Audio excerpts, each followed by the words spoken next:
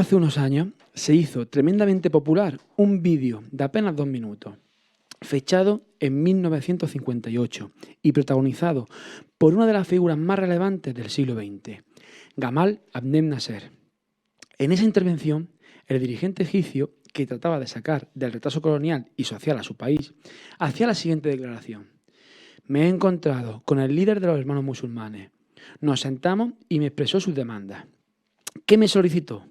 La primera cosa que me pidió era convertir en obligatorio el uso del hijab en Egipto y exigir que toda mujer que camine por la calle lleve pañuelo. En mi opinión, dentro de su hogar, cada persona elige sus propias reglas. Y él contestó: no, como presidente es usted responsable. Yo le dije: señor, usted tiene una hija en la escuela de medicina y ella no lleva pañuelo. ¿Por qué no la ha obligado? Si usted no puede obligar a una persona, ¿usted quiere que yo solo ponga pañuelo, un pañuelo a 10 millones de mujeres? La hoy dirigente del Partido Liberal de Suecia, Nyamko Sabuni, ejerció como ministra de Integración y Equidad de Género desde el año 2006 al 2013, habiendo sido la primera persona de origen africano en llegar a tan altas cotas de poder en el país escandinavo. De origen burundés, llegó a Suecia con 12 años como refugiada con su familia, que en 1981 solicitó asilo político. Hace unos meses hacía una interesante entrevista en el popular periódico Expressen, poniendo en entredicho las políticas de inmigración llevadas a cabo en Suecia. Nos contaba la facilidad con la que se otorgaba, por ejemplo, la reunificación familiar a personas con residencia, que supuestamente debería ser temporal. O también explicó que ante los solicitantes de asilo faltan filtros eficientes que no permiten diferenciar a los inmigrantes económicos cuya vía de entrada debe ser diferente de aquellos otros. También expresó los altos costes, no solo sociales, sino también económicos, que producen este tipo de políticas buenistas, cuando subrayó que el sistema de seguridad social, las subvenciones y ayudas crean muchos problemas diferentes. Si estás desempleado y tienes subsidios por tener un hijo, por tener familia numerosa, ayudas por la vivienda y asistencia social, si tienes todo esto gratis, ¿para qué vas a trabajar? En definitiva, esta mujer refugiada y de raza negra, pero totalmente integrada en la sociedad, que dio a su familia una oportunidad de vida, sentenciaba literalmente que el multiculturalismo no funciona. El multiculturalismo, si queremos pensar bien y no ser retorcido, ha sido un intento de integración muy ingenuo, que está llevando a la desintegración de Europa. Es un concepto extremadamente pernicioso, que se cimenta en el error de equiparar a todas las culturas. Que Dios conserve el rigor a quien compare en igualdad la cultura tradicional europea con una basada en un sistema de castas impermeable, o en aquella en la que el honor se basa en la conservación del himen de sus mujeres. Y el error continúa cuando ese pensamiento buenista pretendió que todas las personas que llegasen a Europa de diferentes culturas vivieran en armonía. Vivieran en armonía bajo el mismo techo y sin roce alguno, pensando que el trilema de la Revolución Francesa se ha extendido por el mundo como una mancha de aceite y ha impregnado todo el orbe, sin entender que la densidad de ciertas civilizaciones es como la del agua y no permite la mezcla con ese aceitoso liberté, égalité, fraternité. Otro gran error de la imaginación naif de los próceres del multiculturalismo es que en esa convivencia idílica no existirían guetos donde, como en aquellas declaraciones que hizo Nasser sobre el líder de los hermanos musulmanes, la población autóctona se sintiera presionada para cambiar a unos hábitos sociales fanáticos, retrógrados y ajenos a nuestra cultura. Y curiosamente todo esto sucede en barrios sencillos de trabajadores, por donde nunca asomará ninguno de aquellos bien pensantes que dieron luz a aquellas políticas tan, entre comillas, progresistas. Muy buenos días, hoy es otro miércoles más que estamos con El Mundo a las 8. Soy Mario Martos y como cada mañana me acompañan en este micrófono Tomás Pérez. Buenos días, ¿qué tal? Muy buenos días, pues aquí estamos, de enhorabuena esta semana porque tú y yo nos vamos de boda. ¿Cierto? Se casa nuestro amigo y más que amigo, camarada Alberto. Y ya parece que va a sentar cabeza, que le va a hacer un hombre este pedazo de pan de mujer que tiene. Y bueno, también decir otra cosa que nuestros oyentes, algunos me han dado una collejilla diciendo que la entrevista que somos un poquillo blandillos, porque escucharon la de la semana pasada y decían que hombre, que no se puede tener aquí a un político del PSOE y portarnos tan bien.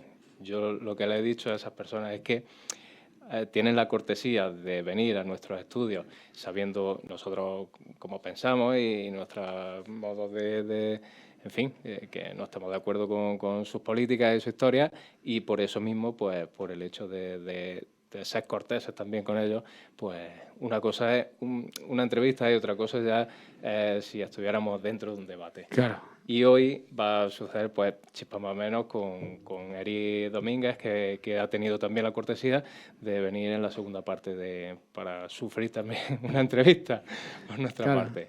Y bueno, yo creo que de bien nacido se ha agradecido y cada uno después pues podemos pensar lo que sea de sus políticas, pero primordialmente hay que ser buenas personas y tener esa cortesía. Eso por supuesto. Bueno, pues vamos a explicar un poquito ¿no? el tema de la editorial. Pues mira, fíjate que en España se calculan, hablando de lo que es el tema musulmán, se calculan unos más de 2 millones de musulmanes que hay en España, que acuden a mezquitas, que por una parte pues son autofinanciadas, pero por otra parte también hay fieles que van a ellas y están financiadas por potencias petrolíferas como son Arabia Saudí. Arabia Saudí tiene una historia que es que sus mezquitas se adscriben a una corriente muy rigorista denominada wahabismo, que viene del siglo XVIII, en fin, y que proviene a su vez de la escuela más rigorista también jurídica, la Hanbalí, que esa viene del siglo VIII, si no me equivoco. Bueno, pues el que fuera corresponsal del país en Marruecos, Ignacio Zembrero, escribió un libro interesante. Bueno, yo no estoy de acuerdo en la mayoría de las declaraciones que hace, pero bueno, es interesante. Y en una entrevista pues afirmaba que la integración no existe en ningún lugar de Europa, sino la convivencia pacífica. Para él la integración pasa por el conocimiento y respeto mutuo. Tal como te dije, claro, es bueno conocerse, respetarse, pero donde fuere, a lo que viere. Y bueno, pues desde mi punto de vista, ese es el problema cuando Europa sufre una crisis de valores e identidad que se diluyen en relativismo, sin convicciones, sin identidad y sin convicciones muy firmes, y que, muy al contrario de lo que sucede con las personas inmigrantes, los ya naturalizados, incluso los nacidos en Europa, que son a lo mejor de tercera generación ya, de personas que, aunque tienen su origen en países extranjeros, pero que ya son españoles, digamos, ¿no? Esa oferta que le da Europa no les llena, entonces se vuelve hacia su identidad y buscan sus raíces. Y hoy por hoy pues se le está proporcionando una mezquita rigorista y se está yendo hacia atrás. Es decir, las facciones más islamistas y bueno, y no olvidemos que Arabia Saudí, para Arabia Saudí España es al-Ándalus, ¿sabes? Y eso se está notando, se está yendo también en esta entrevista. Este periodista pues decía que sí, que estaba viendo un retroceso en estas sociedades, que se estaba viendo cada vez la mujer más tapada. De hecho, aquí en Jaén, de hace 5 años adelante, solamente veía mujeres mayores con el hijab, y ahora cada vez son más jóvenes, y ya no solo el hijab, sino que cada vez van más tapadas, con ropas más holgadas. No sé si te has dado cuenta de ese cambio. Sí, no, se nota bastante. Bueno, de hecho, en Europa se ha visto ese proceso de radicalización en los países árabes, que tampoco en los años 70, Irán, bueno, Siria, que todavía mantiene un poco de eso, Egipto, no era tan... Fíjate, una curiosidad que me contó, si recuerdas aquí al tribuno, Rafa Fernández, él suele ir todos los años a hacer viajes a Egipto con un canal que tiene, en fin, lleva gente allí de turismo. Y me contaba una cosa muy curiosa, y es que en Egipto son más libres en ese aspecto, y los que son más rigoristas son precisamente los coptos, son cristianos coptos. Sí. ¿Y sabes cuál es el origen? ¿Cuál? Es una cosa muy curiosa, pues porque por lo visto hay muchísimos que emigran a trabajar precisamente a Arabia Saudí o a países árabes, y entonces lo que hacen es que toman esa característica, esa costumbre, exactamente. Y el problema también está cuando, precisamente lo que decíamos en el editorial, cuando hay una gran profusión de estas personas en barrios obreros, precisamente, comienzan a obligar, digamos, no solo a los suyos, sino a los autóctonos. Es decir, por allí no puede pasar una mujer con un escote, no puede pasar una mujer en minifalda. ¿Por qué? Pues porque es una tal o es una cual. Empiezan con su gente. Empieza cuando están varios grupos de hombres y pasa a lo mejor la hija de alguno y dice, oye, ¿y tu hija no lleva hijab? Entonces el hombre dice, voy a tener que decírselo a la nena porque resulta que si no van a estar hablando malamente de ella en la calle. Entonces se la ponen a ella. Y así va evolucionando la cosa. Evolucionando, no, involucionando. Y está sucediendo eso. Y bueno, que... No sé, tu opinión, y después de lo que contamos el otro día, lo que sucedió en Saint-Denis. Sí, no, yo lo que acabo de hacer en países árabes me da un poco más igual, es cuestión de ellos, pero lo que pasa en Europa, que si nos concierne a nosotros, no me da tan igual. Y yo es que no toleraría que se permitiera, es decir, bueno, de hecho por ley no se puede, eso sería una ecuación, no es otra cosa. Pasa que aquí el progresismo choca, por un lado, la ideología feminista de la mujer, de libertad, de que no le impongan las cosas, pero por otro lado le choca con el multiculturalismo promigracionista, y te quieren meter como el hijab como si fuera algo, exactamente. Lo peor de todo feminista, es que, sí, exactamente, o algo natural. Lo peor de todo es que una contradicción que explota, ¿eh? Sí. Le puede explotar la cabeza en cualquier momento. Y el problema también está en que precisamente con fondos europeos, no sé si llegaste a escuchar exactamente una campaña. La tuvieron que retirar, creo yo. Sí, la tuvieron que retirar, evidentemente. Es que hubo protestas y era el hijab es libertad, me parece que se llamaba, o algo de eso. Sí. Y era espantoso, vamos, el meter esas cosas supuestamente en una sociedad que son libres y que buscan la igualdad con la mujer. En fin. Es contradictorio. Pues yo creo que vamos a pasar a otra noticia ya. Vale, sí, mejor. Porque... A pie de calle, pues fíjate, la reforma de la Ley de Transporte en la Comunidad de Madrid, presentada por la presidenta Ayuso, se permitió de nuevo, pues se sigue permitiendo el trabajo de la VTC, que son en definitiva Uber y Cabify, ¿no? Digamos, pues fue aprobada con la complicidad de la abstención de Vox. Es decir, el Partido Popular es un partido que es liberal, y evidentemente por ese tipo de política. Efectivamente, ellos están por esa... En ese sentido van de frente. Exactamente, ellos van de frente, y además Ayuso no se esconde, es una de las más honestas, digamos, del Partido Popular en ese aspecto, porque ella no se esconde, no tiene que ella es liberal y ya está. Pero vos, ¿qué? Vos es lo que hablamos. ¿Qué quieres ser? Supuestamente vos, ¿dónde deja en ese momento la Agenda España? La Agenda España, cuando precisamente las VTC son uno de los buques insignias del globalismo. Claro. Digamos, porque precisamente, lo hablábamos hace tiempo, el taxi podría ser un modelo de trabajo en el que se podría ofrecer un servicio público de alta calidad bajo las premisas que obligue la Administración, que debería ser dueña de la licencia. El problema surgió cuando empiezan a venderse, a comprarse, a trapichearse. Sí, que se genera una mafia cuando no hay control.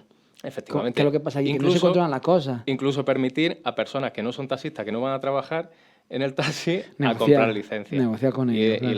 Y trafican, en definitiva, con eso. Pero como la Administración, a nivel local, ha ganado dinero, miran para otro lado. Ese es el problema. Ese es el problema. Es decir, que la Administración, por dejación de funciones y porque le ha interesado, mira para otro lado, y luego los 4 listos de turno porque se han aprovechado de eso.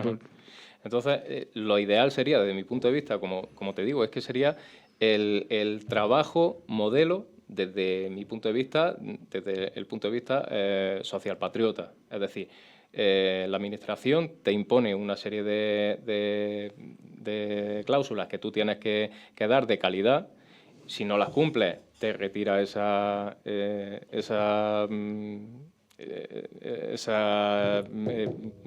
que te da, la licencia, perdón.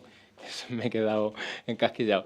Esa licencia te la puedes retirar en cualquier momento cuando tú no estés dando ese servicio de calidad, bajo las premisas que te da la Administración. En el momento en el que tú te jubilas, deja ese trabajo, muere o lo que sea, se devuelve otra vez a la administración, que la saca otra vez de nuevo, se la saca a otra persona que le da esa potestad a poder trabajar, porque en definitiva es un trabajador al que le dan esa oportunidad. ¿Qué es lo bueno también de esto? Que la administración sacaría licencias dependiendo de la ratio de población que hay. Entonces, pues a tantas personas que hay en la ciudad, pues tantos taxis corresponden, ¿no? Y entonces, lo bueno es que ahí no hay competencia. No hay competencia de ningún tipo, ni desleal, ni leal, ni nada. O sea, hay una tarifa y se acabó. Que la tarifa lo ideal sería pues, que la pusieran entre la administración y los trabajadores. Entonces, yo creo que sería precisamente eso, un modelo de trabajo desde el punto de vista social patriota, pienso yo. Pues sí.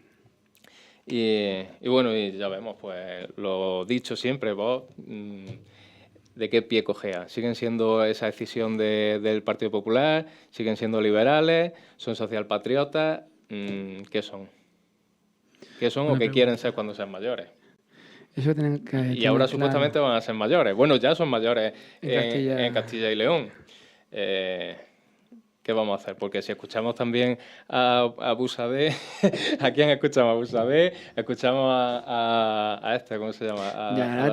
Tiene un problema contradictorio bastante serio, bastante importante. Que, por cierto, Busadé, no sé si la familia Primo de Rivera y los descendientes también de Ramiro Ledesma Ramos deberían pedir copyright porque de vez en cuando sueltan unas frases en los que no citan a los autores.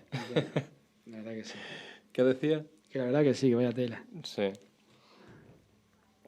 Bueno, pues siguiendo también con el tema del que hemos estado hablando que nos ha traído el editorial, vamos a hablar de otro de los éxitos del gobierno de Sánchez. Pues de que se bajara los pantalones con la exigencia de Marruecos en el Sáhara. Y nos referimos a la llegada de un 50% más de inmigrantes a Canarias durante los primeros 5 meses del año con respecto al anterior. Es decir, después de bajarse los pantalones con lo del Sáhara, siguen entrando y nosotros seguimos dándole dinero. En Canarias siguen entrando miles de personas, que esas miles de personas al final, ¿dónde van a acabar? Me hace gracia muchas veces este tipo de documentales que hacen para Netflix y todo eso, en el que aparece la llegada de esas personas, cómo llegan, en qué condiciones, etcétera, pero después no sigue ese documental haciendo un seguimiento de esas personas que han llegado, a qué se dedican. Porque muchas de esas mujeres al final acaban, por ejemplo, en la prostitución, o muchos hombres de esos llegan a ser manteros. Hay muchos que se arrepienten de haber venido en esas condiciones y aparte de echar de menos, los inmigrantes evidentemente hemos echado de menos cuando hemos estado fuera de nuestra patria, hemos echado de menos a nuestra familia, hemos echado de menos a nuestra casa. Es muy, muy, muy duro ser inmigrante, pero bueno, que no es solo eso, que muchas veces es que las condiciones de vida que tienen aquí a veces son peores que las que tenían de la tierra donde provienen. Pues sí, la verdad que sí. Es que el problema está en el origen y primero está en el... Bueno, es que es bastante complejo, ¿no? Si generamos los conflictos en su zona y desestabilizamos países, derribamos todo. Ese es el problema. El problema migratorio. Es lo que y luego hablábamos. aquí, el problema que tenemos de generar el problema de convivencia, al final, el político trabajador medio, el que paga el pato, de cuatro se enriquezcan.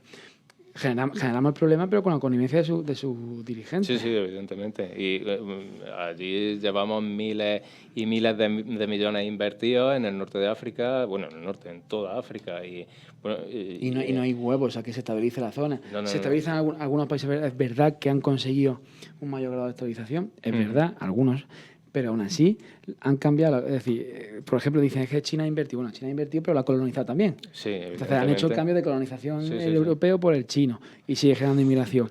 Hay algunos países que es verdad que sí que han conseguido cierto grado de desarrollo, sobre todo en el norte de África. Pero claro, el norte de África, si te reventó en la primavera árabe, entre los intereses geopolíticos, bueno, económicos de algunos países en el norte de África y la obsesión o la excusa de democratizar el mundo musulmán sin entender esas sociedades que no pueden ser demócratas en la vida. Entonces, nunca.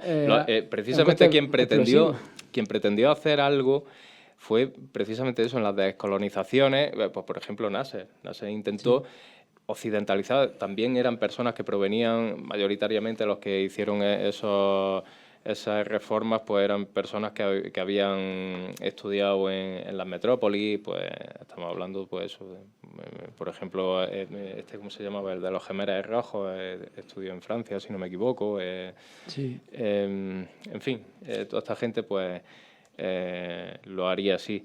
Y intentaron algunos hacer, otros eran dictadores. Pues, lo que pasó en Guinea Ecuatorial. Guinea Ecuatorial podría ser un país rico, porque es que está sobre una bolsa de petróleo, pero tienen unos dirigentes que son, bueno, aparte de los dirigentes, internacionalmente no le interesa a Francia, por ejemplo, que se desarrolle, no le interesa a algunos españoles que también se han enriquecido bastante allí en Guinea Ecuatorial. Algunos de los culpables del campo español son españoles que tienen empresas en el norte de África, en concreto en Marruecos, de agricultura, agrícola.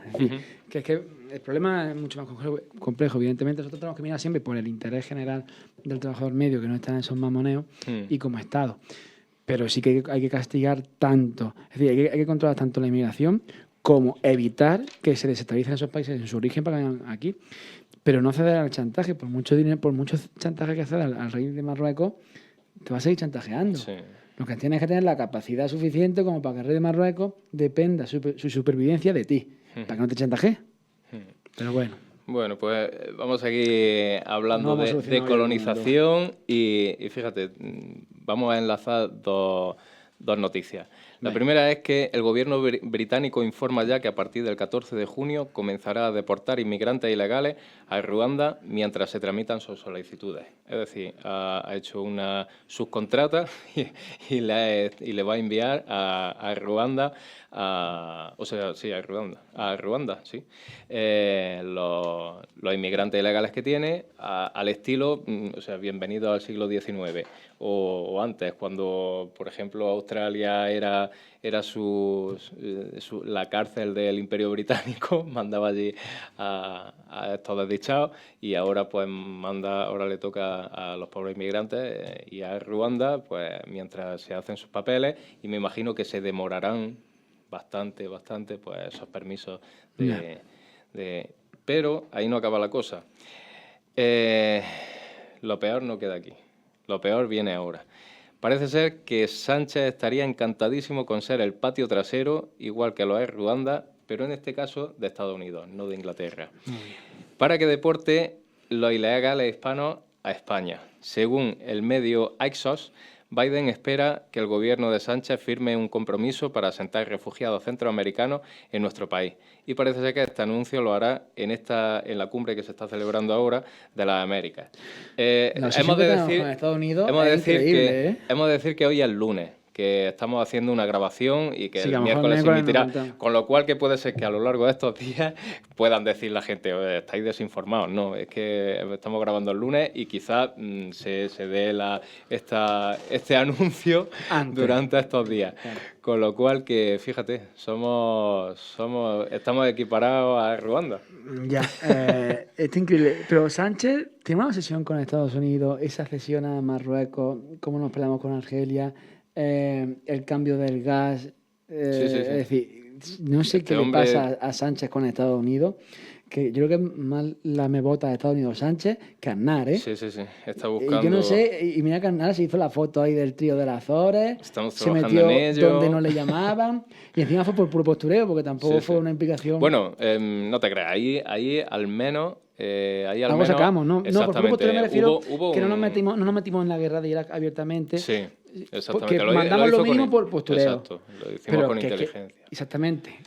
Por eso digo que somos más lamebota ahora que antes. Evidentemente, Aznar era Don Pelayo, porque en esta época, si llegasen a entrar de nuevo en la isla Perejil, ¿qué pasaría? Pues que nos torean, que lo mismo nos quedamos sin Perejil. Sin Perejil, sin... Bueno, y esos generales que recomiendan la rendición de parte del territorio ucraniano a Rusia, ya están justificando que Ceuta y Melilla, si los españoles no quieren luchar, pues que se les dé.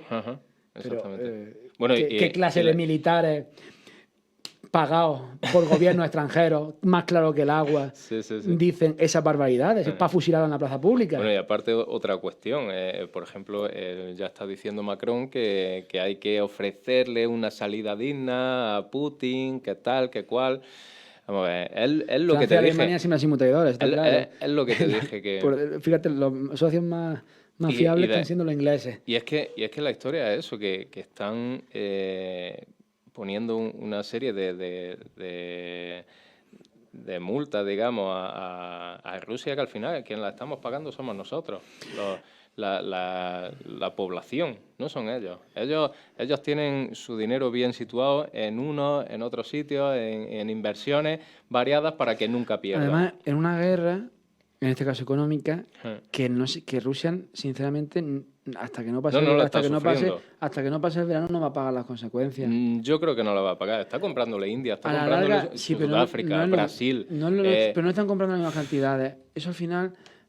Es verdad, el rublo está aguantando porque lo están inflando de forma ficticia. No, pero ellos tienen estuvieron comprando, al igual que China, bastante oro antes, y no sé si premeditadamente para liar a Rusia, el picatoste. Llegará un momento que le explotarán las manos. El problema es que a día de hoy están aguantando bastante bien, porque yo creo que mientras que nosotros estamos mirando los rusos estaban preparándose este tipo de sanciones, creo yo. Y bueno, terminamos con China. Que llamemos a nuestro invitado, ¿sí? Pues mira, este pasado día 4 se ha podido sentir un poco más la presión de la bota del terror de Estado chino en Hong Kong, cuando se prohibió cualquier muestra de recuerdo a los masacrados en la plaza de Tiananmen en Pekín, que fue en 1989, que fue una petición porque querían los chinos porque tenían un gobierno corrupto, salieron a las calles y allí los masacraron. Supuestamente, según el gobierno chino, fueron 300 personas, a saber. Y este año pues se ha cerrado a cal y canto la plaza hongkonesa de la Victoria, donde años atrás miles de personas se unían en una vigilia en recuerdo a los represaliados por el Partido Comunista Chino. También se celebraban actos religiosos católicos que también han sido prohibidos. En fin, pues este era donde quedó aquello de dos sistemas y un país, que cuando se produjo esa devolución de Gran Bretaña a China, mientras que nuestro Gibraltar, que podía haber venido a los brazos de la madre patria hispana, pues somos una democracia, bueno, entre comillas, y no hubieran pasado todas estas historias que fíjate lo que está pasando en Hong Kong. Así es que, pues, pasamos ya a la entrevista, ¿no? Pues vamos a dar paso a nuestro invitado, que ya no sé si estará ya. Hoy tenemos, a Eric Domínguez, presidente del Partido Popular de Jaén. A ver si nos confirman porque que está ya en nuestros micros.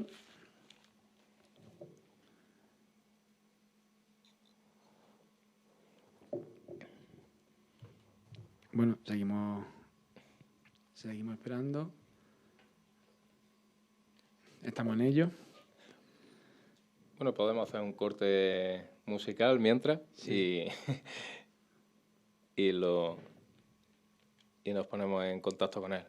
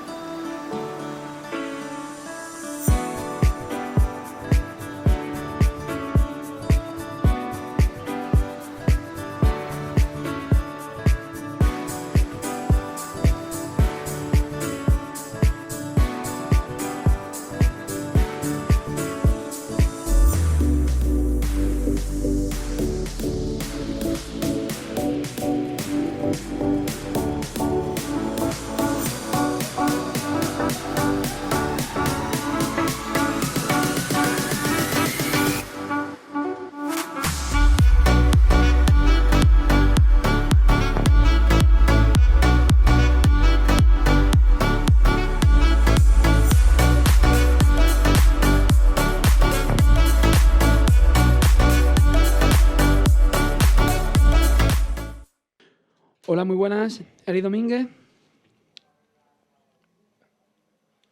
Lo tenemos.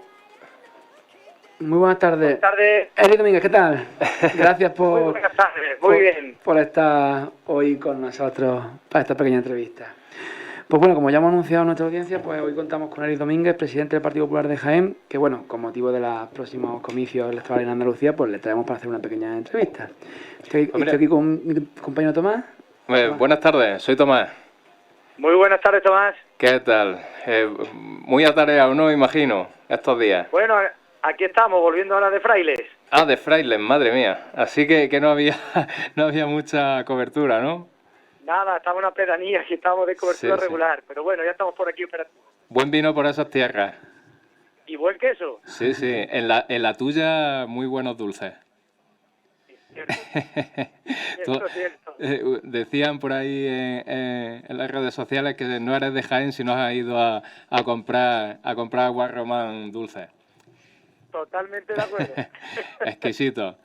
Bueno, pues mira, antes de comenzar a hablar del desarrollo de la campaña electoral, me gustaría saber si el Congreso que eligió a Feijóo como cabeza del Partido Popular Nacional y luego el regional madrileño, que por fin pues coloca a la señora Ayuso en el lugar donde le correspondía por aclamación, ¿ha cosido el partido o sigue habiendo algún desgarro? A mi juicio está totalmente cosido. Vamos a ver, lo que hizo el presidente Feijóo, muy bien y muy acertadamente, fue movilizarnos a todos para vernos en Sevilla, en un congreso donde yo creo que vi muy bien elegida Sevilla, porque de alguna manera allí empezó la refundación del partido y de alguna manera esto era como un resurgimiento, ¿no? Después un poco de la catarsis que habíamos tenido un poquito de la inercia anterior, ¿verdad? Y ahora, pues bueno, la verdad es que el partido yo lo veo muy activo, muy unido, se está viendo además en la propia campaña electoral que estamos viendo aquí en Andalucía, donde todos los líderes nacionales se han volcado sin excepción y donde se está viendo pues un partido, vamos, como suele decirse, on fire. Vale. Bueno, yo quería comentarle, ¿no? La semana pasada tuvimos aquí en nuestros micrófonos a la alcaldesa de Baeza, que es del Partido Socialista, a la que le preguntamos que si Jaén se ha convertido en una plaza difícil para el PSOE, ¿no? Y por eso pues no se atreve a venir a la capital. Ella nos comentaba que no, que son imaginaciones nuestras y que al presidente se le requiere en muchos pueblos de la provincia, no solo en la capital. Entonces, mi pregunta es, ¿son verdaderamente imaginaciones nuestras o realmente Sánchez no quiere dar la cara en esta ciudad? Hombre, a mi juicio aquí lo tiene complicado, lo tiene muy difícil porque son tantas promesas hechas, tantas promesas incumplidas, tantas tantas herencias recibidas que es complicado aquí ahora poder venir a Jaén y hacer las cosas bien, ¿no? Esto voy a poner un ejemplo para que se entienda, ¿no? Sin ir más lejos, el propio Colfe pues fue un varapalo enorme, ¿no? Para Jaén, ¿no? Y esto, pues claro, esto ha sido una ministra socialista la que además, en fin, de Córdoba, curiosamente, ¿no? La que al final originó porque todo esto al final se fuera para otro lado, ¿no? Con esto yo no quiero decir que ni echar la culpa a nadie, ¿no? Pero es verdad que el señor Sánchez tiene aquí una herencia complicada para venir a vender a Jaén. Ojo, he puesto un ejemplo, pero si empezamos a hablar del desmantelamiento ferroviario, si empezamos a hablar, se van a quedar muchas promesas en el tintero que no se han podido cumplir, ¿no? Señor Ábalos, que todos recordaremos que devolvería a Jaén la actividad ferroviaria. Y ahora, pues mire usted, el señor Ábalos no está, pero bueno, el Ministerio sigue sin cumplir, ¿no?, las promesas. Entonces, ¿qué va a venir a dar o a prometer el señor Sánchez? Pues nada, evidentemente, ¿no? Recordemos aquí, por ejemplo, la herencia binomio Junta-Ayuntamiento del tranvía, por ejemplo, pues ¿quién lo está echando a andar? Si no es por el impulso del convenio 75-25 de la Junta de Andalucía del Gobierno del Cambio, ¿no?, por ejemplo. Entonces, claro, son tantas cosas tan complicadas que yo entiendo de verdad que el señor Sánchez a Jaén pues no quiera venir. Bueno, durante la precampaña y la campaña electoral se está poniendo el acento a través del Partido Popular en su gestión. También oímos a Feijóo decir en Cataluña lo importante que es la economía y no la ideología. ¿Esto significa que han desistido de recuperar al votante de derecha que ahora se inclina por Vox para tratar de pescar el río revuelto de Ciudadanos y del PSOE? A ver, no lo creo sí y no lo creo exactamente así. Quiero decir, nosotros no renunciamos a nadie, ¿no? Nosotros somos un partido totalmente transversal, con las puertas perfectamente abiertas, que aquí cabe todo el mundo y desde luego el mejor ejemplo de ello es nuestro presidente regional, Juan Moreno, ¿no? Que es un presidente que gobierna de izquierda a derecha sin ningún tipo de ambaje ni problema, ¿verdad? Y precisamente esas políticas liberales, precisamente lo económico, que también están funcionando en Andalucía y que yo creo que en cualquier espectro ideológico de izquierdas a derechas están valorando, ¿no? bueno, al final un emprendedor, un autónomo, pues puede ser de izquierdas o de derechas. Primeramente es autónomo, ¿no? Todo el mundo lo sabe, ¿no? De que es un empresario, pues de su empresa, ¿no? Y fíjense ustedes que en primer momento liderar el número de autónomos en España desde la Comunidad Autónoma Andaluza, pues desde luego esto es porque las cosas se están haciendo bien. Y yo creo que eso llega a cualquier tipo de votante, ¿no? Y como digo, el mejor ejemplo de ello es Juanma Moreno, pero nuestro presidente Feijóo exactamente igual. El gurú económico de nuestro partido ahora mismo es el señor Bravo, ¿no? Nuestro consejero Juan Bravo, que es el candidato número 1 por Jaén, ¿no? Entonces, que por cierto hoy lo tenemos de campaña también por aquí, por la provincia.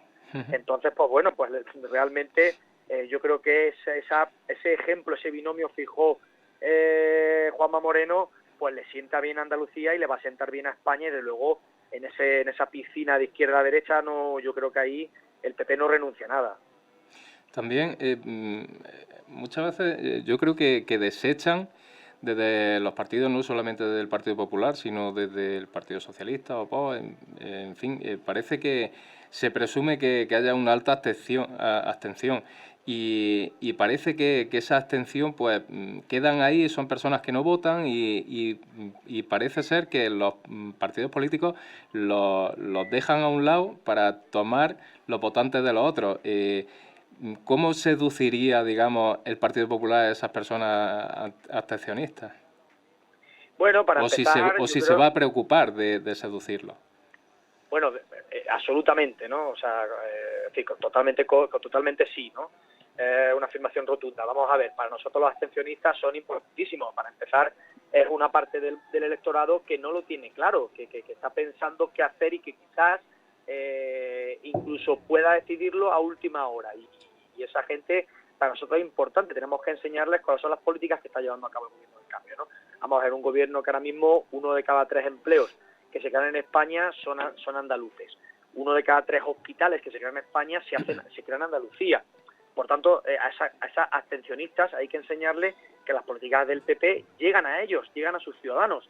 Y entonces, pues esas políticas, pues las tenemos que llevar y acercarlas a ellos para que precisamente ellos puedan entender qué tipo de acciones se pueden llevar a cabo que a ellos les afectan. Es decir, que también ellos puedan decidir y sentirse importantes con su voto, ¿no? Y el Partido Popular, por supuesto, que quiere llegar a ellos. Con respecto a esto, yo quería preguntar, ¿no? En estos 4 años de gobierno regional, ¿qué le diría a los andaluces? ¿No? ¿Cuál es el legado que se ha generado? ¿Qué es lo que ha hecho Bonilla? ¿Qué ha dejado por hacer? ¿Aquí en Andalucía o en la provincia de Jaén? En Andalucía me refiero. Muy bien, pues a ver, nos queda mucho por hacer. Son 3 años y medio de gobierno. Es verdad que con una pandemia ya nadie se acuerda, pero con una listeriosis ya nadie se acuerda, pero con el mosquito del Nilo, si es que básicamente, salvo que vengan los extraterrestres, poco más nos queda ya que ver en Andalucía en estos 3 años y medio de gobierno, ¿verdad? Entonces, bueno, pero es verdad que aunque se quedan muchas cosas en el tintero, es verdad que la senda de lo que el gobierno del cambio ha hecho, pues y el legado está ahí, ¿no? Por ejemplo, 2.000 millones más en sanidad, otro tanto en políticas sociales, llegar al 7% del PIB en salud. Esto es muy importante, no se había hecho nunca. Liderar el número de autónomos en España, la creación de empleo, fíjense, récord trimestre tras trimestre en exportaciones, 1.500 millones de euros movilizados para obras hídricas, obras hidráulicas, ¿no? Cuando me acuerdo yo esas facturas del canon del agua, que todos recordarán, ¿no? Que les viene en la facturita de su suministro, pues canon del agua, y nos cobraban. Era un impuesto que teóricamente debería tener un retorno en inversiones hídricas y no existía, ¿no? Y ahora, pues oye, nadie conoce un pueblo de Andalucía prácticamente, o de su pueblo, de su comarca, que no tenga una estación depuradora, una EDAR o una ETAP, o en marcha o en proyecto de licitación o incluso en ejecución, ¿verdad? Por tanto, yo creo que es un trabajo que está viendo muy bien hecho. Lo que ocurre es que en 3 años y medio pues nadie puede transformar completamente su proyecto de país o de comunidad autónoma, pero que se está en la senda correcta, vamos, yo creo que eso lo han percibido los andaluces. Y bueno, ¿qué diferencia estos 4 años de gobierno del PP de los 40 anteriores del PSOE? Para empezar, cómo se gestiona, ¿no? Lo decía el presidente, ¿no? Por ejemplo, en el empleo. El empleo es el paradigma, ¿no?, de cómo han cambiado las políticas en Andalucía, ¿no? Hemos pasado de una consejería que tenía la formación para el empleo, una herramienta fundamental para la búsqueda activa de empleo, paralizada totalmente, bueno, pues con el mayor caso de corrupción de la historia de de nuestro país, con 680 millones de euros supuestamente defraudados, bueno, ya sin lo supuestamente, porque ya hay una sentencia condenatoria, ¿verdad? Y esto, pues bueno, hemos pasado a liderar precisamente la creación de empleo en nuestra comunidad autónoma. Ojo, en términos interanuales, son 160.000 empleos que han tirado de la Convergencia Nacional, y en Jaén, en la provincia de Jaén, por ejemplo, pues son 10.000 personas que hemos sacado del desempleo. Evidentemente esto no solo gracias al Gobierno del Cambio, sino que el Gobierno del Cambio ha puesto los mimbres para que quien verdaderamente genera el empleo, que son las empresas, pues puedan hacerlo, ¿no? Y luego, por supuesto, el esfuerzo y el tesón de un pueblo valiente, ¿no? Que es el andaluz, ¿no? Que sin duda pues ha sabido leer un poco el partido. Y luego, pues bueno, efectivamente, ese halo de cercanía, esa bajada de impuestos, esa simplificación de trabas burocráticas, oiga, pues como dice nuestro consejero Bravo, por lo menos una administración, si no va a ayudar, que se dedica a no estorbar. Y eso hemos hecho nosotros. Allá donde podíamos llegar, llegamos, y donde no llegamos, procurábamos eliminar y simplificar las trabas administrativas para que, por ejemplo, un empresario pues pudiera funcionar. De ahí, por ejemplo, pues esa famosa declaración responsable de la Administración Autonómica, ¿no? Con la que hemos agilizado los tiempos. No te me decían los presidentes de los colegios de ingenieros, me decían que no sabíamos lo que le habíamos hecho, ¿no? Simplemente con ese trámite, ¿no? O, por ejemplo, la propia ley lista, ¿no? Como va a adelantar los planes generales de ordenación urbana en 3 años hasta 1 año, ¿no? O sea, son cosas de escuchar a la población activa, ¿no? Que al final la escucha activa es una herramienta poderosísima, ¿no? Yo creo que este gobierno pues ha sabido hacerlo y hacerlo bien. Pues si hay escucha activa, le recomiendo que hable con los arqueólogos de Jaén, que no están muy contentos, ¿eh?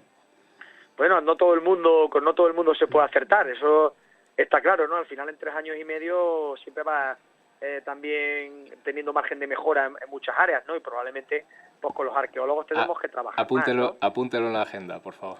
Pues lo apunto sin problema, no se preocupe. Bueno. Esto es lo que le decía, la escucha activa. Exacto. La verdad que se agradece. Y una pregunta, ¿qué nos estamos jugando los andaluces en estas elecciones?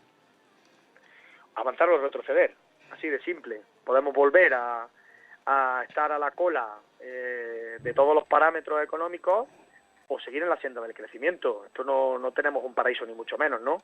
Vivimos 8,5 millones de andaluces aquí en nuestra comunidad autónoma y desde luego nunca habíamos liderado los autónomos, nunca habíamos liderado el crecimiento en empleo. Esos son datos de la EPA, datos que se pueden ver a nivel nacional. Es decir, lo que yo estoy dando son datos precisamente que da el Ministerio a través del INE, ¿no? Es decir, que no son datos inventados. Entonces, claro, esto es o seguir en esa senda del crecimiento o volver atrás, ¿no? A volver a los datos del vagón de cola. Yo creo que eso es lo que nos estamos jugando. Y yo creo que los andaluces los están viendo, ¿no? Porque con toda la prudencia del mundo, desde luego, ¿no? Y toda la humildad del mundo, pero bueno, ahí están las encuestas, ¿no? Que en verdad tampoco es que sirvan para mucho hasta que llegue el día de las elecciones y las urnas hablan, ¿no? Pero que es verdad que, bueno, sí que marcan al menos que los andaluces, bueno, pues están cómodos con el Gobierno del Cambio y que han sabido valorar un poco la gestión que se ha hecho, que como digo, claro que tiene deficiencias. ¿Qué gestión no las tiene? Pero yo creo que sí que está en la senda correcta. En la entrevista que le he referido antes mi compañero, la de la semana pasada con Lola Marín, nos comentaba que el gobierno del señor Bonilla no mostraba excesivo interés en temas de patrimonio. Incluso dijo que había dejado pasar fondos orientados para estos fines. ¿Esto es cierto? Bueno, eso que se lo digan, por ejemplo, sin ir más lejos, a la ciudad de Linares, ¿no? Con la apuesta decidida por Cástulo, o por ejemplo todo lo que se está haciendo a través de cultura, precisamente en la ciudad de Baeza o en la ciudad de Jaén, como hemos recuperado también desde el Museo Arqueológico hasta toda la actividad del Museo Ibero. Es decir, nosotros la apuesta es clara. Lo que ocurre es que efectivamente la señora Marín pues tiene que hacer también política y defender lo suyo, que está en su pleno derecho, ¿no? Pero no, en absoluto estoy de acuerdo. Y a día de hoy, ¿cuál cree usted que es el principal reto o el principal problema al que se enfrenta Andalucía? ¿Y cuál sería la propuesta, o propuestas que tendrían para afrontarlo? Bueno, para empezar, el principal reto que yo creo que tenemos del Gobierno del Cambio es seguir creciendo, ¿no? Mantener esta senda del crecimiento, ayudar, porque hay muchos sectores que todavía no se han recuperado bien de la pandemia, porque es verdad que ahora con la guerra de Ucrania y la subida de precios nos viene un reto importantísimo, y entonces la primera hoja de ruta que yo creo que tiene que hacer el Gobierno pasado el 19 de junio sería negociar inmediatamente los presupuestos. Esto es fundamental porque un presupuesto es la ley más importante que tiene un gobierno y porque es la herramienta más poderosa que tiene para enfrentar pues cualquier reto, porque ahí es donde están recogidos todos los números económicos, es decir, lo que llega al bolsillo. Y por tanto ahora hay que empezar a poner el foco en ayudar a todas estas empresas que están tirando del carro y que no pueden más, ¿no?, a causa de estas circunstancias, ¿no? Precios de los combustibles desorbitados, precios de la luz desorbitados, y todo esto frente a un gobierno central del señor Sánchez incapaz absolutamente de hacer nada, ¿no? Entonces ahí es donde el gobierno del cambio de Juanma Moreno aquí en Andalucía va a tener que ayudar con todos los mecanismos al alcance, y este es el primer reto que yo creo que tenemos, ¿no? Y luego efectivamente el segundo y también importante, seguir manteniendo las políticas públicas en los servicios esenciales, ¿no?, en la educación, en los servicios sociales, en la sanidad, que no se merme ni un solo servicio a causa de los estragos económicos que, bueno, pues debido a, pues como digo, a la guerra y otras circunstancias se están viendo ya, ¿verdad?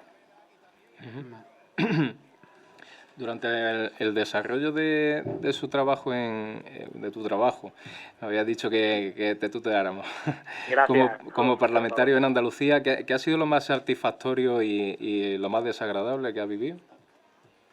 Lo más satisfactorio fue defender la ley del segundo año de tarifa plana a los autónomos para Andalucía, ¿no? Ver cómo muchos amigos y compañeros se beneficiaban de poder empezar su actividad, de poder emprender en Andalucía y que el segundo año se quedase en 60 euros de cuota o incluso 30 si tenían la cuota súper reducida, por ejemplo, debido a emprender en un municipio, ¿no?, en el ámbito rural, que esto de la despoblación está muy de moda y se cuenta poco, ¿no? Bueno, pues la tarifa súper reducida de 30 euros al segundo año, la verdad es que ha ayudado a mucha gente, ¿no? Y eso para mí ha sido muy satisfactorio, poder llevar a cabo yo esa ley en nombre de mi grupo como portavoz de empleo. Esa es de las cosas más satisfactorias. Y quizás la que menos ha sido satisfactoria, pues quizás ha sido estar en la comisión de investigación de la FAFE, porque al final... Efectivamente, ¿no? iba a preguntar sobre eso. Sí, no ha sido agradable. y por ahí iba la pregunta. Cuéntanos que precisamente, porque hay personas que no saben lo que es una comisión, cómo se desarrolla, el qué se trata, y si pudiera informarnos, ya que te tenemos aquí. Claro, bueno, pues una comisión de investigación lo primero que dirime son responsabilidades políticas y no jurídicas ni penales, porque para eso están los juzgados, ¿no? ¿Qué es lo que pasa? Pues bueno, poner todos los mecanismos al alcance de una administración para que en sus políticas no se vuelva a cometer las tropelías que se hayan podido supuestamente cometer en relación al hecho que se investiga. En este caso, la Fundación Fondo de Formación y Empleo, la FAFE. ¿Qué es lo que ocurre? Bueno, pues que aquí el dinero que tenía que ir destinado a los parados... Perdona, esa es la del WordPerfect, ¿no? Esa es la del WordPerfect. Sí, para quien no sepa de qué va la historia, ¿puede explicarnos? Claro, bueno, pues nada, en ese hecho concreto es que la mujer del señor Espadas fue citada a comparecer en la comisión y bueno, pues cuando se le preguntó sobre qué actividad desarrollaba en la fundación, bueno, pues sus tareas decía que entre ellas estaba usar el WordPerfect. Y esto fue una cosa que provocó, bueno, pues la mofa de muchos de los que estábamos allí, con mucho respeto, por supuesto, no la mofa a la mujer del señor Espada, sino la mofa al hecho en sí, de lo ridículo que parecía, bueno, pues que supuestamente una técnico que tiene que conocer perfectamente, que es WordPerfect y no WordPerfect, pues bueno, pues resulta que, bueno, pues eso al final originó un tema irónico, ¿no? Y se quedó en eso toda la comparecencia, pero la comparecencia tuvo mandanga, ¿no? El Word, que es un documento que todo el mundo usa, del paquete Office, que todo el mundo conoce, ¿no?, junto con el Excel y otros programas, pues que ella debería conocer por ser un programa supuestamente cotidiano, pues no, ella WordPerfect hablaba de datos como si eso fuera, y aquello, bueno, pues resultó jocoso. Pero lo verdaderamente importante es que es una comisión que lo que tenía que investigar es qué había pasado con el dinero que tenía que ir destinado a los parados de Andalucía y acabó en lugares pues como los prostíbulos, ¿no? Y porque, por cierto, no solo fue bueno, pues llamativa o dio para mucho la comparecencia de la mujer del señor Espada, sino que también lo fue, por ejemplo, al del dueño del prostíbulo donde supuestamente, bueno, pues se hizo lo que se hizo, que luego hubo que devolver los 32.000 euros de la famosa tarjeta Black. Esto, bueno, ya ha salido en la prensa, lo he recogido. Pero bueno, es que, fijaros, es que hablamos de 32.000 euros en un prostíbulo en una noche, como el que habla de irse a tomar un café, ¿no? Pues estas cosas pasaban en Andalucía con un gobierno socialista, ¿no? Y esto hay que contarlo. La verdad que es menuda barbaridad. Pero bueno. Sí, total. Acercando un poco a la provincia de Jaén, ahora que bueno, han surgido esas plataformas que han querido dar el salto a la política, ¿qué propuesta concreta tenéis para la provincia de Jaén? Bueno, pues la verdad es que nosotros para la provincia de Jaén siempre hemos tenido un cariño especial. El presidente yo creo que lo ha demostrado porque en los 3 presupuestos que hemos podido aprobar, hasta el último que nos dejaron, que es el del 21, porque el del 22 la pinza PSOE-Vox nos lo impidió, pues la verdad es que la mayor inversión por habitante destinada en las provincias siempre ha sido para Jaén, ¿no? Es verdad que también partíamos de una situación muy complicada, pues porque había una Andalucía de primera, de segunda y casi de tercera, ¿no? Con muchas zonas, incluso de la provincia, de la propia provincia de Jaén. Pero bueno, aquí donde se nota un poco el trabajo, ¿no? Tenemos los 2 proyectos ya aflorados, de la 306 y la 311, que para los que no nos estén escuchando y no los conozcan muy bien, pues estamos hablando de las 2 reconversiones en autovía, posibles reconversiones en autovía, para anexionar la provincia de Jaén con la provincia de Córdoba. Pues bueno, pues sea una realidad. En el caso, por ejemplo, de la A311, su paso por Fuerte del Rey y Andújar, pues que era una carretera que ni siquiera, o sea, el proyecto ya ni existía, ¿no? Y tuvimos que empezar desde el inicio con él, ¿no? Algo que se había prometido, vendido. Fíjese, nada más que el proyecto vaya por 17 millones de euros, ¿no? Una cosa, bueno, pues desorbitada, con los arreglos y demás de la vía, ¿no? Bueno, pues que esto es que no es baladí. Pero bueno, ahí hemos estado trabajando y estamos trabajando, ¿no? El Conservatorio de Danza, toda la transformación que se ha hecho con los centros de salud, Alcalá la Real, el centro del Boulevard de la capital, Virgen de la Capilla, los centros de salud de Bailén. Es decir, es que se han hecho muchas acometidas en temas sanitarios en la provincia de Jaén. Pues por ejemplo, el 061, ¿no? Que había 2 dispositivos que apenas alcanzaban el 50% de la provincia y ahora pues se ha doblado, ¿no? Dicho dispositivo para poder estar alcanzando el máximo de ellas. Queda mucho recorrido por delante, ¿no? Pero al menos sí que estamos ahí en la buena línea. Y luego, bueno, pues tenemos varios proyectos estratégicos no solo para Jaén, sino también para ciudades. Linares, por ejemplo, ¿no? Bueno, pues lleva una bandera que es la declaración de interés estratégico para el área logística de Linares, ¿no? Lo que viene siendo el Puerto Seco, ¿no? Una demanda histórica que junto con los ramales Linares-Badollano y la playa de Vías va a poder hacer de una vez por todas, bueno, pues conectarnos así con el resto de puertos secos y hacer sinergias, Antequera, por ejemplo, para, bueno, pues que el motor económico que en su día fue Linares hasta que cayó Santana, pues pueda volver a asemejarse un poco, por lo menos a que sea una ciudad, porque potencial tiene, generadora de empleo. Y luego, pues efectivamente, seguir apostando pues por lo nuestro, ¿no? Que es nuestro aceite de oliva, ¿no? Que ahí, bueno, pues seguir trabajando en todas las políticas que la señora Crespo, a través de la Consejería de Agricultura, de arreglo de caminos, como digo, de las estaciones depuradoras, seguir apostando por la comercialización de ese oro líquido que tanto alegría nos da, ¿no? A nivel internacional en las exportaciones, ¿verdad? Bueno, en fin, pues todas esas líneas yo creo que tenemos que seguir con ellas porque efectivamente Jaén tiene un potencial enorme y yo creo que si nos dan la oportunidad de continuar después del 19 de junio, Jaén yo creo que va a acabar despegando.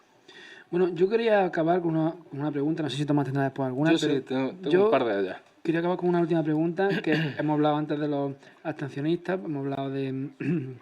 Bueno, hemos hablado también de la provincia de Jaén, pero aquí tenemos a nuestro técnico de sonido, que es nuevo votante, y me gustaría pues hablar de los jóvenes, ¿no? Que pues me gustaría saber un poco si tienen previsto algún tipo de política destinada, pues a eso, a la gente más joven.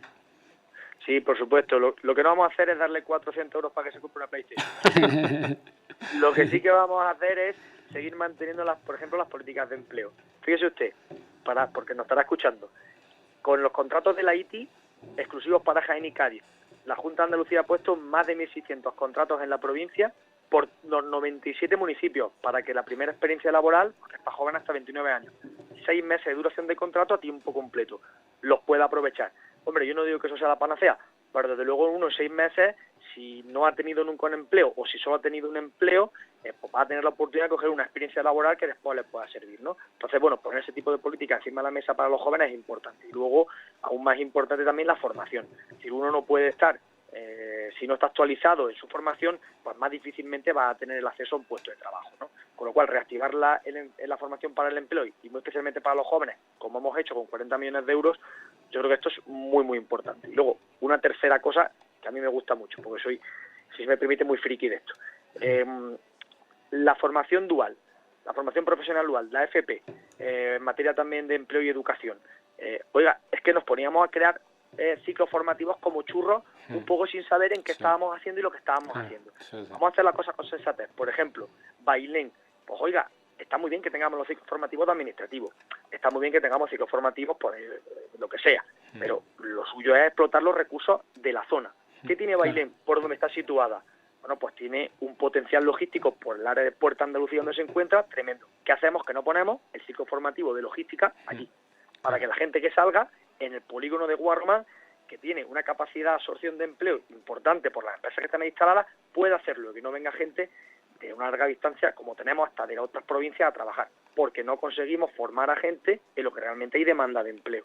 Pues esas cosas que muchas veces es poner la tecla donde se debe. Bueno, pues ya es una realidad que el año que viene el ciclo formativo estará en el Instituto de Bailén, ¿no? Y esto pues es importante. Yo creo que si yo fuera joven tendría que estar pensando en eso, ¿no? Yo creo que eso son buenas políticas. Bueno, y ahora nos toca a los viejunos, los que ya superamos los 45 años, ¿qué hay para nosotros? Bueno, vamos a ver. Si seguimos en materia de empleo, yo creo que es importante que se sepa que a los parados de larga duración o los mayores de 45, pues cuando la Junta ha puesto sus planes de políticas activas de empleo, pues ha hecho un plan específico para mayores de 45 años, ¿no? Con incentivos específicos también a las empresas, muchos de ellos destinados incluso a reforzar el teletrabajo, con hasta 6.000 y 6.600 euros, 6.000 si eras hombre, 6.600 era un 10% más si eras mujer, para esos contratos de trabajo estables, es decir, hacer indefinido a una persona mayor de 45 o parado de larga duración, si además en pandemia metía el teletrabajo, ¿no? Por tanto, yo creo que incentivar a que los mayores de 45 que están en situación de desempleo puedan encontrar un empleo, pues para empezar ya es muy, muy importante, porque al final no hay mayor política social que un empleo, ¿no? Y luego, bueno, pues seguir trabajando pues más allá de los mayores de 45, sino con la tercera edad, con nuestros mayores, ¿no? Bueno, pues a los mayores de verdad, ¿no? Pues oye, darle un buen sistema de ayuda a domicilio, darle un buen sistema de centros de día, darle un buen sistema a los que tengan algún tipo de discapacidad en dependencia. Se han actualizado los conciertos, se han subido los precios hora.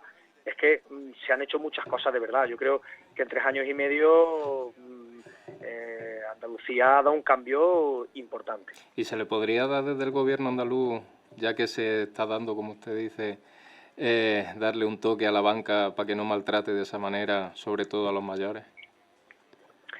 A ver, las competencias... Es evidente que no, pero un tironcillo de orejas, decir... Sí, oigan ustedes, hombre, que es que los angelicos míos no los pueden tener en la calle en verano a 40 grados y en invierno a -2. No, absolutamente, sobre todo en las zonas rurales.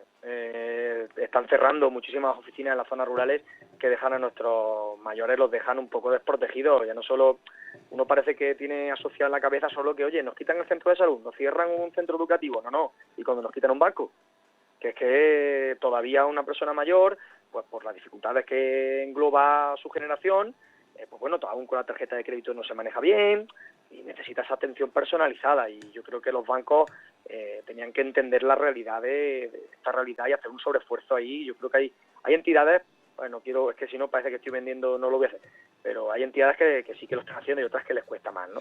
Y luego pues cuidarla, entender su realidad económica también. Si son pensionistas y sus recursos económicos son limitados, pues tendríamos que tener un guiñito con ellos de forma muy especial.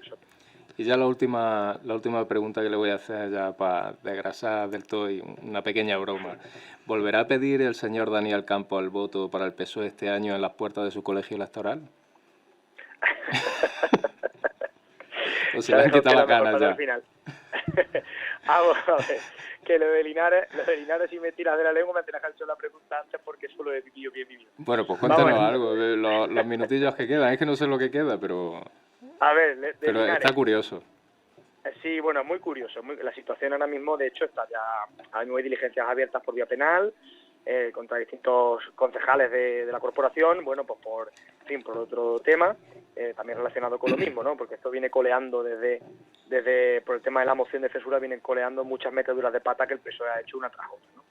Bueno, la situación del señor Campos ahora mismo, yo tampoco me hay que centrar mucho en él, porque es una persona que, bueno, que hasta donde yo sé, si no sigue aún de incapacidad temporal, pues lo ha estado hasta hace poco, y si no, pues seguirá.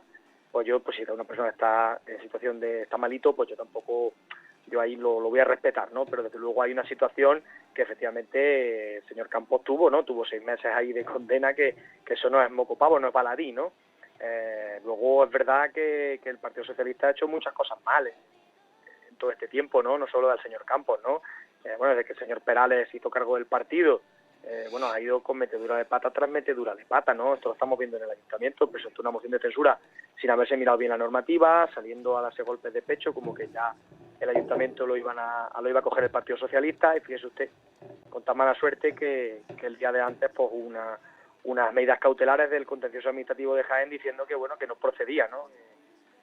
Que quite usted, no corra tanto, que aquí sí que hay mucho que investigar, como estábamos alegando PP y Ciudadanos, ¿no? De hecho, de aquellos barros estos lodos, ¿no? Informes del secretario, bueno, pues sacándole, si se me permite, las vergüenzas a los argumentos del Partido Socialista, bueno, pues nos han llevado, que ya van en varios meses.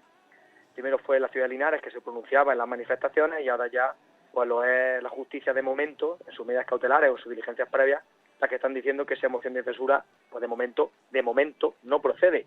Y es que cuando las cosas se hacen mal, pues desde luego el resultado pues es malo, ¿no? Yo creo que en la situación del PSOE de Linares es caótica, ¿eh? O sea, yo creo que no están preparados ni mucho menos para gobernar, pero ni mucho menos. Pues bueno, pues muchísimas gracias por su tiempo. Nada. Sabemos que tienen una agenda hasta arriba y que, Sí. bueno, que es bastante complicado en plena campaña poder pillar. Le agradecemos que haya dedicado estos minutitos para nosotros. Haber separado a hablar con ustedes nosotros. Y cuando quieran, de verdad, cuando quieran, estoy gustoso. Muy bien. La verdad que un placer y bueno, que tengan mucha suerte para las próximas Nos volverán a decir que somos muy blandicos. Bueno, No, pues mira, yo hay ahí, que ser corteses. macho, lo de arqueología no veas, Es que eres arqueólogo. Es que yo he sido arqueólogo y lo he sufrido y sé los antiguos compañeros que lo están pasando bastante mal. No sé por qué, pero siempre Jaén ha sido bastante deficitaria en el tema de administrativo y se eternizan. Vamos, de hecho hay un caso, por ejemplo, de una arqueóloga que tienen bastante mandanga porque resulta que está la actividad que tiene que hacer está entre Albacete y Jaén, con lo cual que ahora mismo está inalvis porque no sabe lo que va a pasar. Jaén no tramita, Albacete por lo visto sí le ha tramitado, pero o sea, está ¿Qué pueblo totalmente... es? ¿Villa Rodrigo? No lo recuerdo.